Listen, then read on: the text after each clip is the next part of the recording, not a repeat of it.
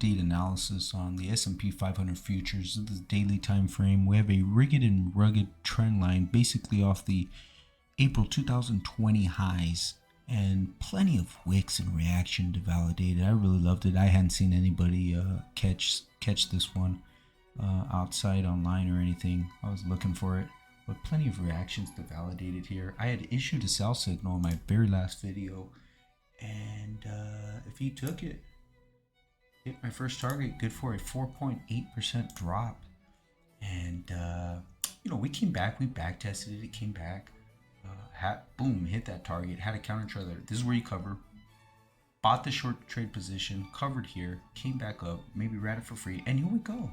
We've got this perfect objective short entry, the bottom of this trend line. And bulls want to see that primary trend line taken out with a solid green close above, but that will take us to even bigger resistance off a gap. This 44.58 level is the 200-day moving average beautifully, and right off the primary downtrend line we have here, we've got the 50-day moving average right next to it as well. Beautiful looking reaction here.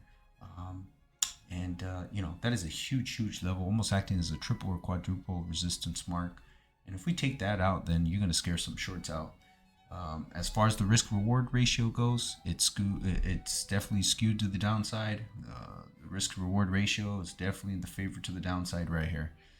Break above this trend line, maybe set some stops above here, and a little bit above that downtrend line. But you could whip this back down to T1 for a 2.9% drop, down to T2 again for a 6.05% drop. So we'll see how it plays out. For the bullish case, you want to see that break above that trend line, potentially making these indicators a little bit more bullish too.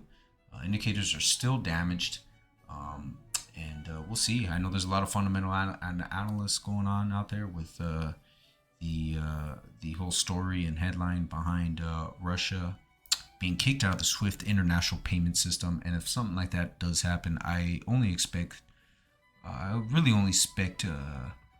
things to really start to escalate at that point. And here we go with the 4-hour time frame off the S&P 500 futures. We're in a megaphone here, and we're right there off that resistance. So plenty of other evidences to bode here.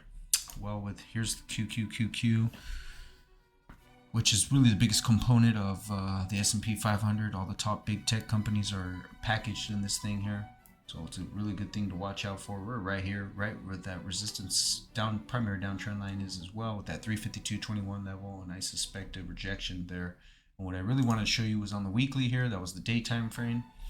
We put in a stunning looking evening doji star pattern, and ever since we put that in, I mean, just the aesthetics on these three candles just look amazing to me compared to a lot of other ones I've seen in the past. And it sold off immediately right after it put it in. I mean, it was just immediately affected all the damaged indicators. Indicators are ever more damaged here, and we're snuck right below that 50-day moving average here as well. Again, acting as dual resistance in a sense.